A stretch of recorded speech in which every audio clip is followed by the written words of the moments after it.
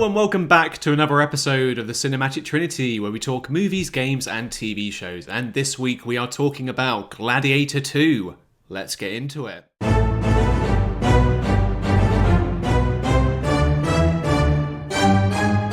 So yes, the long-awaited, but then also did we kind of need this sequel to the first Gladiator, released in 2001, 2000? Don't ask me because I do not know. Let's get the elephant out of the room first of all.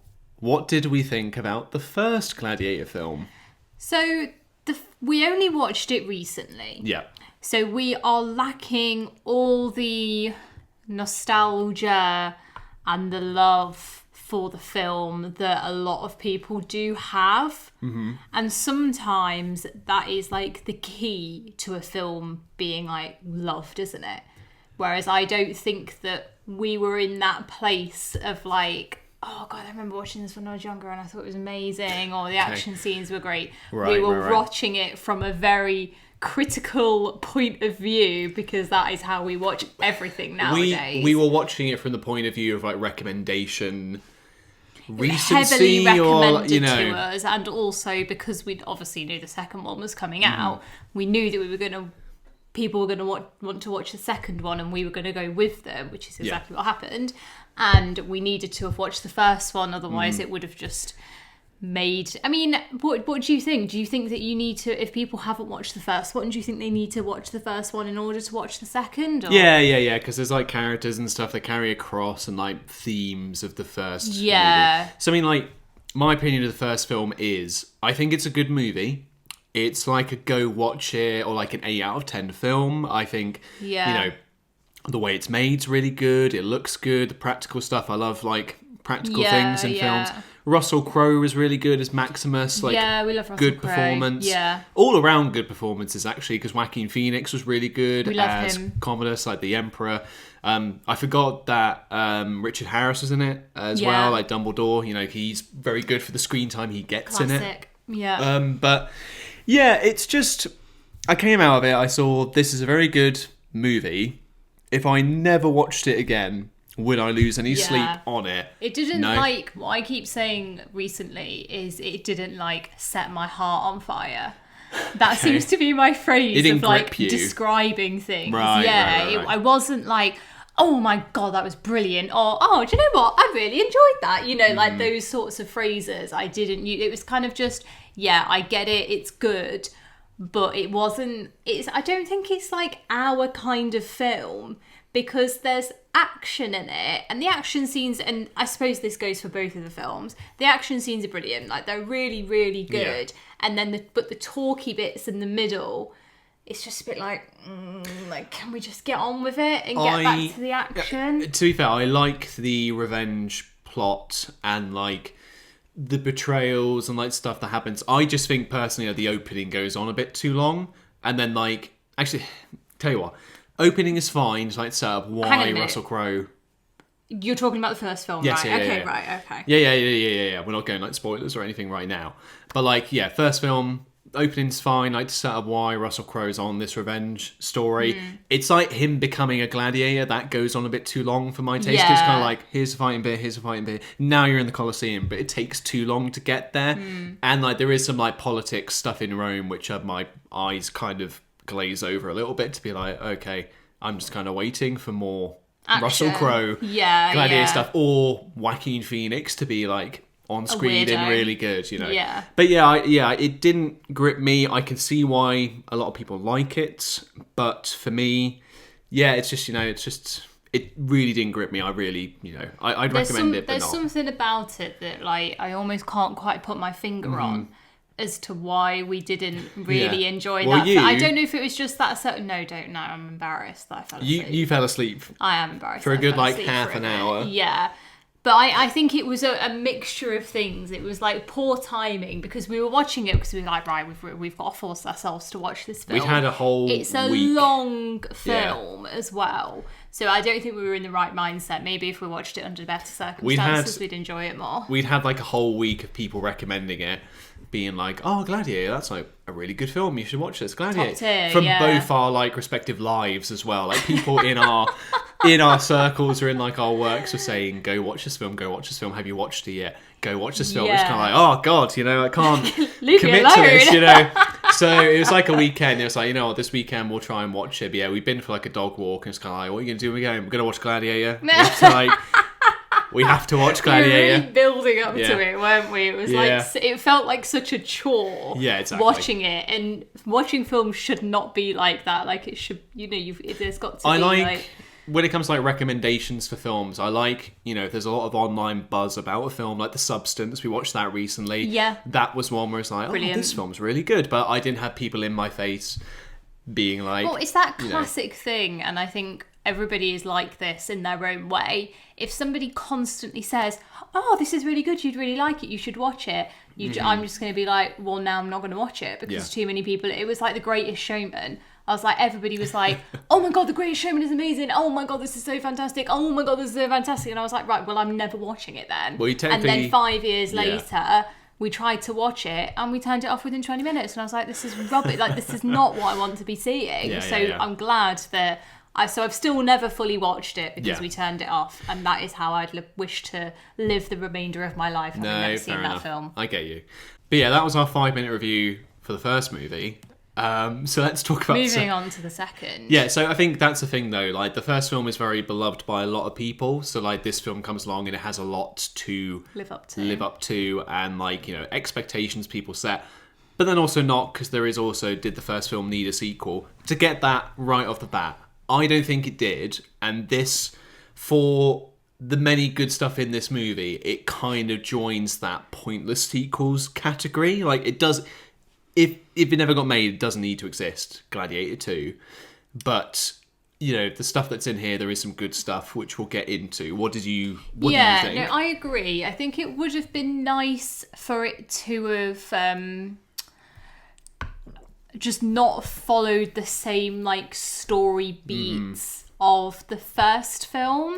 That Like is, it's got that similar vibe. Like it would have been nice for them to be like, almost for it to be like two halves. So yeah, the first half is he's back. Not he's back, but Russell Crowe's back. Yeah, he's back. Paul Mescal's there, and you know he's whatever. He becomes a gladiator for the same reasons.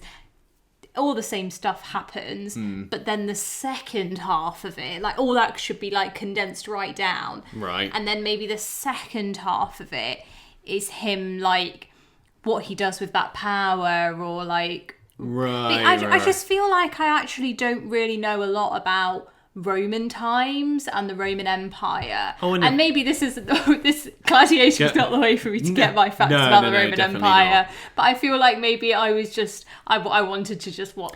I want to watch a film about the Roman Empire. Yeah, I was going to say, Gladiator is A real definitely film not... about the Roman Empire, and Yeah. this obviously I was never going to get that from this, and I was never expecting it from it. Yeah. But when I was watching it, I was just like, oh, I want, because it's so weird because the action scenes were great, but in my old age, the action scenes, they make me squirm a lot more than they used to, like all the stabbing and stuff like that. Like, so it really like it upsets me. If they had a bunch of yeah. AK-47s, you'd be fine. Yeah, if it was like gunfights, or I'd be absolutely fine. But when it comes to like knives, it really upsets me. So it makes me wince, and I have to look away and stuff like that. So I don't get a lot of enjoyment out of watching those things. Right. And I love talky, boring films where they're talking about things and it's all talking. But the talking scenes, they weren't saying enough for it to be interesting to me. Like if they were talking loads about, you know, like the politics of... Sorry, what? Yeah. I'm sorry, can you see the dog? Why is she there? Can we like... I'm going to superimpose this into the podcast to be... No, because that is embarrassing because our room is so messy. Oh dear, Delilah. Sorry, what was your point? Yeah, so what I was saying was that the talky bits, they weren't saying enough for it to be interesting. The action bits, I couldn't watch a lot of it because I was wincing and like, oh, I don't like all the swords, and oh, I hope the horses don't die, and I hope all the animals don't die. You know, like I was too worried about that to enjoy it. Right. But it was still, I do still think it's a good film. Like by no means is it a bad film. Yeah, definitely. But I think that when you really think about it, it's not one that I would care to watch again. Like, I can just forget about this now. I think for me, it really, I think probably is like the first half or something like that. It does really just tell the same story as the first film, especially because it's like big battle, becomes a slave, does a few fighting pits, goes to the Colosseum. Politics ensue. It's like very much like, I've seen this before. Like I know they do throw some curveballs in here to make it stand out from the first film, but it is very much like been there, done that. Like, did we need to see the same story again? Especially because it's still like a 2.5 hour movie, and a good chunk of that is just telling the first film again. Yes. But like the other thing as well, which people have talked about, is like the CGI stuff in this film, because obviously we're 20 years on, stuff's changed. Even my dad was like, oh, it's you can see very where cinema is come here, because I like the practical stuff in the first film. I like, even though it is green screen tigers, it's still a real tiger, and they make it to look fairly like it's there fighting Russell Crowe. But a man riding a rhino going around the Colosseum, I was a bit like, this is a bit like could this have happened? Maybe. I don't know. I know Ridley Scott takes like creative liberties with his movies, but it's a bit like, this just doesn't look believable. And also, I was just too worried about the rhino. It was, to be fair, I was way too worried. Not a major spoiler, but the rhino was fine. It is fine. There is like another scene beforehand. This is like, again, minor spoiler. I think this might have been in the trailers, but there's like monkeys they fight in a Colosseum, like when it's the training pits before the Colosseum kind of thing. Yeah. Yeah, that was a bit like, I'm not one for like, again, it's like someone overcoming an obstacle. I'd be like, oh yeah, go. But I was like, whew, you're really laying into this monkey. Like, if he was fighting humans, then I'd probably feel a little bit better about it. But even though I really don't like monkeys. I think it's because Paul Mescal's character like finishes the job, because it's kind of like, he fights him, they get into some scuffle, like rips one of the monkey's teeth out, and then it's like, he scares the monkeys, they're like, rah, and the monkey's like, oh, I'll back off now. Yeah. But then he's like, I'm not done with you, and then like strangles the monkey, monkey, and it's just like, the monkey, he strangles it, and I'm just like, God, you've gone a bit too far. Even I'm a bit like, oh, leave the monkey alone. Whereas like, you're the one who's mainly like, oh no, the monkey, you'd be like that. But yeah, it's been like, but even though it's a CGI monkey fighting Paul Mescal, so you'd be like, none of this is real. So I'm just not like, this seems very absurd. Again, could it have happened? Maybe. But I'd rather have seen some crappy man in like a monkey suit. Like if they got a guy, I don't know. You wouldn't. I'd have some respect for that, because at least they tried. No, like the dog in that film. yeah.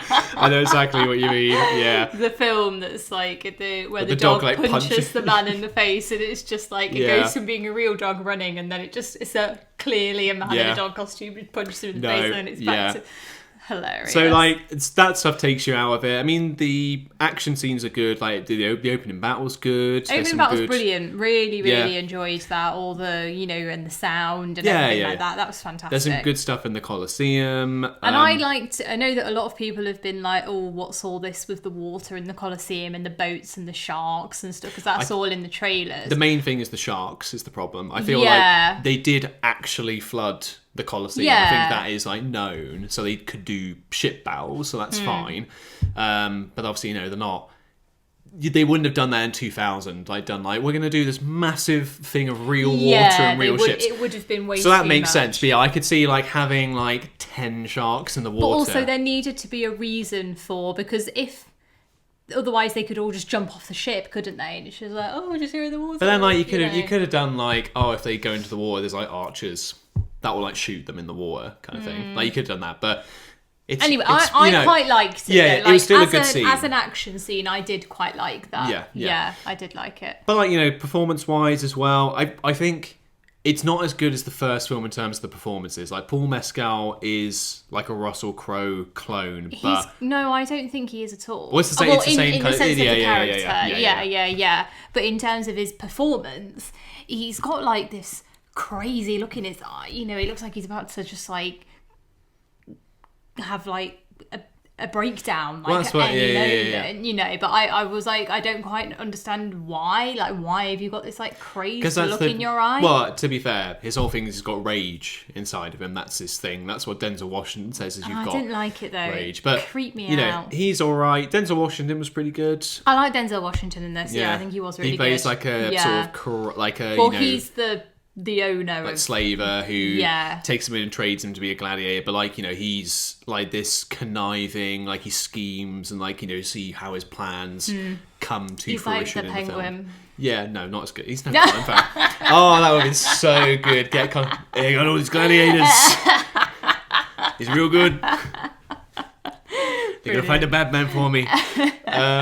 Get him in it. But yeah, no, he was good. Pedro Pascal, I got a soft spot for. Yeah, we like Pedro Pascal, don't we? So he's good. But yeah, I think on the whole, that's about it. Really, nothing really jumps out, and you're like, oh, brilliant stuff. You know. Yeah. Otherwise, you know, Joseph Quinn's in this as well. He's one of like the emperors, like the evil bad emperors Evil in this. twins. Yeah, so like they're all right. They're just crazy. It's not like Joaquin Phoenix in the first film. You know, they don't step up to that plate, but still serviceable. What else is there really to talk about? General thoughts. I think again, it's just the runtime. It did drag in certain places, as we've said. But there's some good action, some good performances, and I think as a whole, it doesn't like sequel bait for like a third film. I feel like again, this could be, you know, another conversation's going to start. Do we need a third Gladiator film because of how this film ends? Depends how much money it makes. I don't know. The thing is, the way that it is now, they can't make the same film again. Like, the Gladiator 1 and 2 are the same film. Whereas it'd be like, how would it go back to being that same film? You need to have some... Because like in this, it's like Paul Mescal is Lucius from the first movie grown up to be a man now. It can't just be, and then another child was there, and then he has a revenge story, and he goes to the Colosseum. It's just not going to work. But absolutely. Yeah, I think on the whole, if I was to bring our scoring up now, I would say for this film, I'd still say go watch it, but if I was to do a numerical value, it would be like a 7 out of 10. Not like an 8 out of 10. Yeah. So it's not I as good as agree. the first film, but you know, I would also probably never watch this again. I feel like other people would get more enjoyment out of it than us. What would you say? Go watch it too? Yeah, I'd say go and watch it. Yeah, like it's worth a watch because it is like when you're in the cinema, like it is good, you know. But yeah, I'm not gonna watch it again, and it's not like blown me away. It's not going into my list of films. No, I would never say to anybody, "Oh yeah, do you know what film I really like? Oh yeah, I really like Gladiator." It's not going to be like up Gladiator there. 2. Yeah, no, I would never say that. Yeah. I get you. Well, we'll go into some minor spoilers now. Not minor spoilers. We'll go into the spoilers now. Sorry, I mean, we'll talk about a minor amount because there's really not a huge amount I want to talk about in terms of spoilers. And I also just feel like not that much actually happened. No. So I want to talk about the key points that I kind of found interesting or like stuff like that. So we'll go into those, but this is your spoiler warning. So go watch it and come back once you've watched it. Spoilers ahead. So yeah, I think the main thing that jumped out to me, because you go into this and you do kind of think, because it is retreading a lot of the same ground as the first film, obviously that's like Russell Crowe wants to get revenge on Joaquin Phoenix. This you kind of think, it's Paul Mescal wants to get revenge on Pedro Pascal. Because at the beginning of the film, Lucius has got his family, they get invaded by the Romans, who's being led by Pedro Pascal's character, who is... What was it? Acacius, yes, that's it. I was saying to Tulip as well, like, I had to get the Wikipedia page up in front of me, because, like, there's a lot of Colosseum scenes, and, like, all these characters have different names, so it's just, like... Well, it's all us. And... Yeah, well, it'll be the crowd would be, like, chanting the name, but it'll be like... And I'll be like, what are they saying? Who are you talking about? Especially Well, to because, be like... fair, they pan out to the crowd and then be going... Pedro, can't think of a name. Pedro. Pedro. But none of their mouths would Yeah, be they're moving. They're just like, it's and it's stupid, like, isn't it? Yeah. come on, get Yeah. them saying the actual word, like dub over it, whatever, you know. So you basically think that, yeah, he's going to get revenge, and the big finale is going to be they fight. You know, Paul Mescal wins, but it's not quite like that, because basically Acacius is this like regretful general. Like, you know, he Yeah. does these things for the Roman Well, Empire, isn't but he kind of like Russell Crowe more than Pedro? Not more than to me, it's more Mescal. like what Russell Crowe would have done, like if he stuck around, kind of thing, and like didn't have like his. because he was kind of the same, wasn't he? He was like, you know, I just want to go back to my wife. You know, Yeah, this would kind of be more if like Russell Crowe, like the whole revenge thing didn't happen, and it was more, no, you just have to serve the Roman army now. Yeah. So he's there, like, you know, he's killing innocent people in these conquests. He's just feeling regretful about it. So, you know, he is sympathetic in that way. He's also married to Lucius's mum. So like the context is she sent Lucius away after the events of the first movie to like spare his life, kind of thing. But obviously, yeah, they're together now, so it's kind of this, oh, actually he's gonna have to kill his like father-in-law kind of thing. Yeah. So they have like this plot to overthrow the emperors in this film, Joseph Quinn and the other guy. So, you know, that's their plan, but it gets found out, and then it eventually turns out that Acacius has to fight Lucius in the Colosseum as this part, like, punishment, basically. Yeah. So, you know, at that point, Lucius is like, yeah, I can't wait to kill this guy. But then Acacius is there to be like, no. Like, you know, I'm in love with your mum. She's a good person. Like, I loved Maximus, like Russell Crowe, who's your father. You know, and that's And we reframes all it. know, like, who... Yeah, I know that who you're you the are. son. Yeah, so it's kind of Yeah. like reframes it, and, you know, he spares his life. Lucius doesn't kill him, but the emperors, you know, they're like, well, just execute him then, and they fire a bunch of arrows and kill Pedro Pascal's character. Delilah's hiding behind the curtains now. You're not getting another video. We can't document this.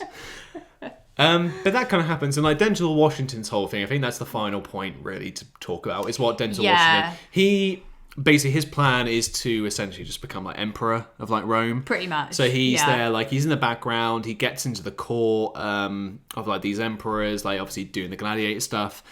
They really trust him, they think he's really cool, and then he goes and like works for them, he gets like promoted, and then he kind of like pits the two emperors against each other to the degree that one of them wants to kill the other one. Yeah. And then like you get the scene where he like grabs the other emperor's He hand, helps, like stabs physically the other helps one. him to kill the other one. But like, Yeah. you know, that's when the third act kind of riles up a bit, because then like the first It emperor does, dies. yeah. He's pretty much like in charge because the emperor makes him like his second in command. He nominates the monkeys to He be does, his second in yeah. command, which is, you know... It's like yeah, you see stuff like that with like Caligula made like a horse president or something when he was Yeah, emperor. So it's all yeah. like, you know, this probably happened at some probably point. did, yeah. But like, you know, they have like another fight because basically, you know, Pedro Pascal and like his wife Lucius's mum have been like, you know, kidnapped. He's dead by this point, so just need to deal with Lucius's mum.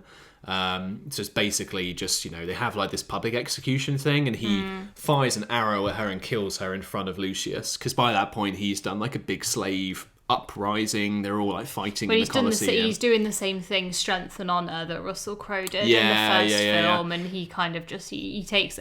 I think everybody's all in life and in these films, like, even though they're trying to sort of rise up against the emperors and their leadership, it doesn't mean that you don't need leadership. Like, people Yeah, always yeah, like, yeah. unless you are the leader, people always like look to a leader, and I think that's quite interesting. Yeah, it's cool. I like the whole that dynamic of like the pits and like the slaves and stuff like that. Like the camaraderie they have uprising. and stuff like that. The Like revolution. like the respect they have for like him Yeah. as like the de facto leader kind of thing. Yeah, exactly. But like, you know, stuff goes wrong at the Colosseum. Denzel Washington rides away.